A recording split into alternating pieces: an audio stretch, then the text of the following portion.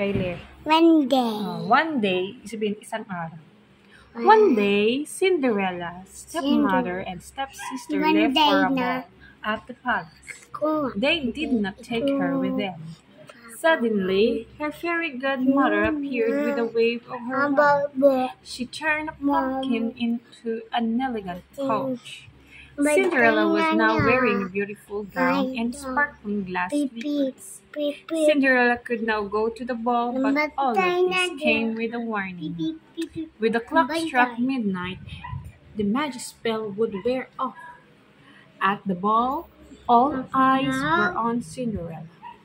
The prince danced only with her. But as the clock struck 12, she ran as she was warned by the fairy.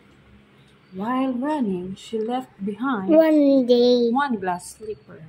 The next day, the prince went door to door, searching for the girl whose foot would fit into that slipper.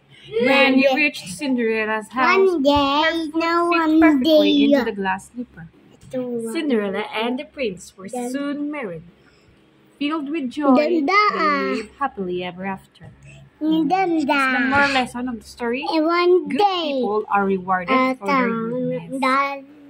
O, si Cinderella, iniwan daw sa bahay. Nung naiwan si Cinderella sa bahay ng kanyang stepmother and stepsister, umalis kasi yung mga stepmother and stepsister, pumunta sila sa party doon sa palasyo ng prinsipe para makita ang prinsipe. Paparty sila doon, sasayaw, kakanta, kakain sila ng masarap. Iniwan na Cinderella para maglinis ng bahay. Ngayon, dahil malungkot si Cinderella, iniwan siya, di siya sinama. May nagpakitang fairy godmother sa kanya. Yung fairy godmother, may kakayahan yun na bigyan ang iyong kahilingan. Eh, dahil nakikita niya malungkot si Cinderella, binigyan niya si Cinderella magandang gamit, sapatos, at saka inayusan siya. Tapos, meron pa siya sasakyan para makapunta siya sa palasyo. Nandun na siya sa palasyo, naalala niya, may sinabi sa kanya yung fairy godmother na kailangan pagdating ng 12 o'clock ng gabi, umuwi ka na. Kasi kung hindi, mawawala yung damit. Mawawala yung sapatos. Babalik ulit sa pagkapangit ang mukha mo. Hindi na ganito kaganda. Joke lang. Ngayon, sige, uwi ako ha. Ngayon, nung nagdating siya sa palasyo, pagdating niya doon, nakilala niya yung prinsipe.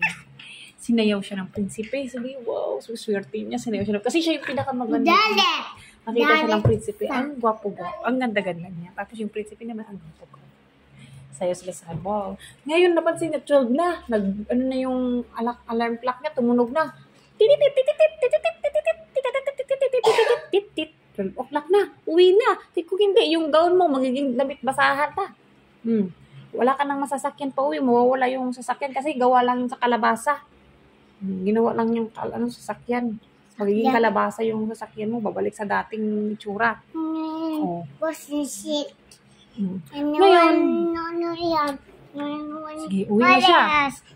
Kaso lang, nung paalis na siya, naiwan niya yung sapatos niya. Dahil kakadali niya, takatakbo niya. Naiwan niya yung sapatos niya. Hindi niya nabalikan. Sa iwan na nakita ng prinsipe yung sapatos. Kinuha ng prinsipe yung sapatos, tinago niya. Hanapin ko si Cinderella pagdating ng araw. Ngayon, nung nakauwi na Cinderella, malungkot siya kasi, ayun, nabitin siya dun sa sayaw nilang dalaw ng prince. Sayang, hanggang 12 lang siya, hindi siya masyado tumagal doon. Pero masaya naman kita paano, kaya naranasan niya pumunta sa party. Nakakain siya ng masarap. Dami daw dun pagkain. Dami siya nakilalang mga magaganda at gwapo doon. Ngayon, may kumatok doon sa bahay nila. At may hinahanap na babae at pinapasukat yung sapatos na naiwan daw doon sa palasyo. Utos ng prinsipe. Sapatos? Hinahanap, oo. Kasi pag may naiwan nga yung sapatos, si Cinderella eh. Pinapasukat kung sino sa kanila doon ang may-ari ng sapatos. Hindi nagkasya doon sa mga stepsister niya kasi ang tataba. Nung siya naman ang pinasukat yung sapatos, nagkasya yung sapatos. Sabi na, ikaw nga yung kasayawan ng prinsipe. Halika, halika. Punta tayo sa palasyo. Sama ka na namin doon. Ayun.